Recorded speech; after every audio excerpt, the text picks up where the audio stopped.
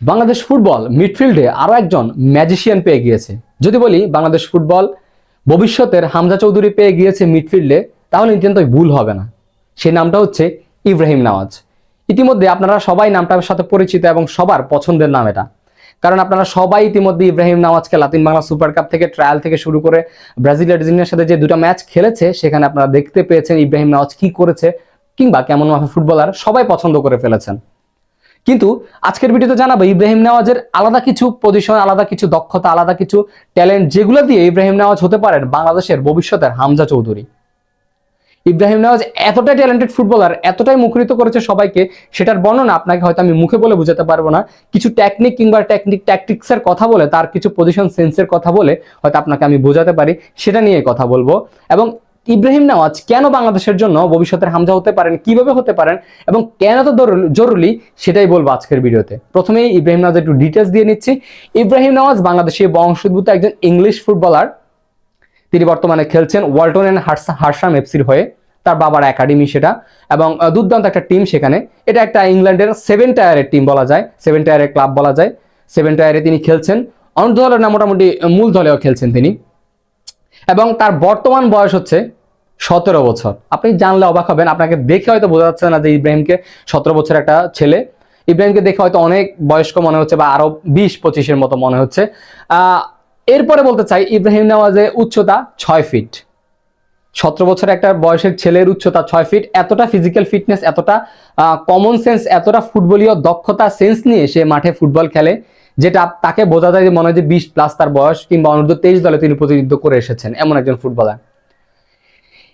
বাংলাদেশে তিনি প্রথমে ট্রায়াল এসেছিলেন, এরপরে লাতিন বাংলা সুপার কাপে এখন ব্রাজিল আর্জেন্টিনার সাথে দুটো ম্যাচ খেলেছেন এবং সেখানে দর্শকদের নজর কেড়েছেন, মুখরিত করেছেন, দর্শকদের মিডফিল্ডে জাদু দেখিয়েছেন। এজন্য সবাই তাকে বলতেছেন ম্যাজিক্যাল মিডফিল্ডার। ঠিক ট্রায়ালেও যেটা দেখিয়েছেন, ঠিক এখানেও সেটা দেখিয়েছেন। সো এবার তার কিছু ইউনিক দিক বলি।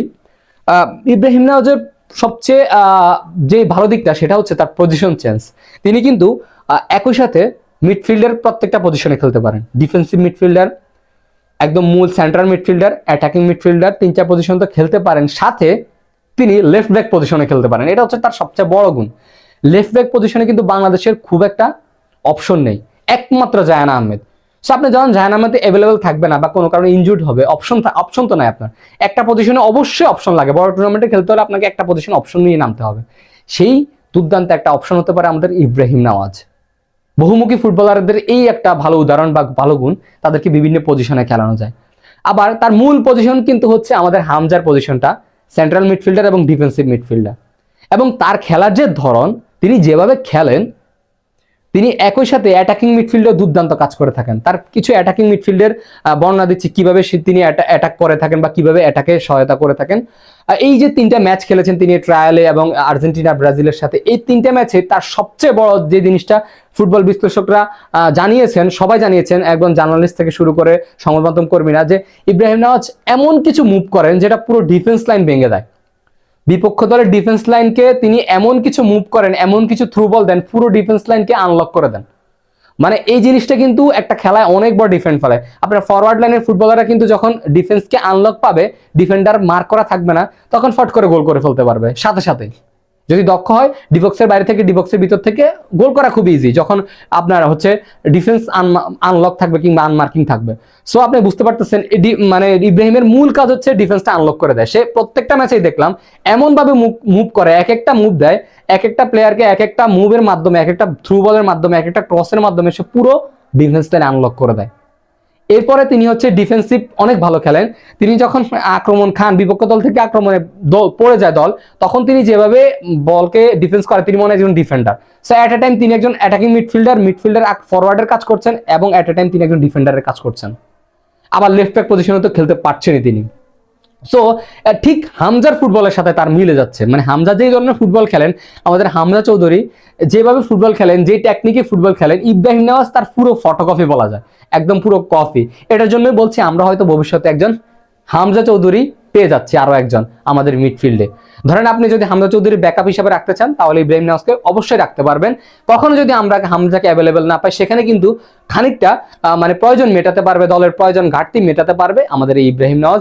আবার লেফট ব্যাকে যখন আপনি কখনো যদি জায়ানকে অ্যাভেলেবেল না পান, সেখানে কিন্তু ইব্রাহিম নওয়াজ অবশ্যই আপনার প্রয়োজনটা মেটাতে পারবে। সো এমন একজন বহুমুখী ফুটবলার, তাছাড়া তার বয়সের সাথে উচ্চতার, তিনি 6 ফুট লম্বা, আপনি বুঝতে পারতেছেন একজন মিডফিল্ডার, তিনি মাত্র বয়স 17, তিনি আরো অনেক লম্বা হওয়ার সম্ভাবনা আছে। তার এখনই যে ফিটনেস, তাকে যদি জাতীয় দলের ক্যাম্পে কিংবা জাতীয় দলের ফিটনেস কোচ দ্বারা মানে কাজ করানো হয় 6 মাস, তার থাই একদম শক্ত হয়ে যাবে, তার বডি ফিটনেস থেকে সবকিছু আরো একদম ফিট হয়ে তিনি ফিরে আসবেন বাংলাদেশের লাল সবুজের জার্সি গায়ে। সো আপনি বুঝতে পারতেন একটা 17 বছর বয়সে একটা ছেলে এখন কি খেলছে, সে 3-4 বছর পরে কি খেলবে। আপনি সে যখন মাঠে নিয়ে বল নিয়ে মুভ করে, আমরা দেখলাম আর্জেন্টিনা ব্রাজিলের সাথে ট্রায়াল ম্যাচে, তার ক্লাবের ম্যাচগুলো আমরা খুব একটা দেখতে পাই না, তবে এই ম্যাচগুলোতে দেখলাম যে তিনি যেভাবে নজর দেন, এদিকে এদিকে চোখ বারবার বুলাচ্ছেন, মার্ক করছেন, হাত দিয়ে ইশারা দিচ্ছেন একে ওকে, যে একে ধরো একে মার্ক করো, মানে জিনিসগুলো আসলে সত্যি অসাধারণ। এমন ফুটবলার পাওয়া বাংলাদেশের জন্য সত্যি বলতেছিল ভাগ্যের ব্যাপার কিংবা লাকের ব্যাপার। আমরা হয়তো তাকে বলবো যে 7 টায়ারে খেলে, একটু নিচু টায়ারে খেলে, কিন্তু আপনি কল্পনা করতে পারবেন না এই ফুটবলাররাই কখনো কখনো অনেক বড় পর্যায়ে যাবে। ছোট থেকে তো শুরু, তার বয়স 17, সে এখনই এই পজিশনে খেলছে, সে ভবিষ্যতে কোথায় যাবে চিন্তা করুন। আরো তার হাইট, তার কমন সেন্স, তার ফুটবলে বল কন্ট্রোল, তার ম্যাচ স্ক্যানিং, সবচেয়ে যে ব্যাপারটা তিনি ম্যাচ স্ক্যানিং খুব ভালো করতে পারেন। সো হামজার সাথে পুরোপুরি তার অনেক কিছু মিলে যায়। হামজা যেমন ম্যাচ স্ক্যানিং থেকে শুরু করে ডিফেন্সিভ ও অ্যাটাকিং এ ভালো খেলতে পারেন, এবং একই সাথে হামজা কিন্তু রাইট ব্যাকও খেলতে পারেন। হামজার আরেকটা গুণ আছে, সবকিছু মিলিয়ে ইব্রাহিম যেন হামজার একটা প্রতিচ্ছবি। এটার জন্য বলতে পারছি বাংলাদেশ আরেকজন হামজা পেতে যাচ্ছে মিডফিল্ডে, এবং ইব্রাহিম নওয়াজ বাংলাদেশকে এভাবে লাল সবুজের জার্সি গায়ে প্রতিনিধিত্ব করে যাক, এই আশা রেখে আজকে ভিডিও শেষ করছি। যারা যারা ইব্রাহিমকে ভালোবাসেন তারা কমেন্ট করে জানিয়ে যাবেন এবং ভিডিওটা শেয়ার করে দিবেন। ধন্যবাদ, আসসালামু আলাইকুম।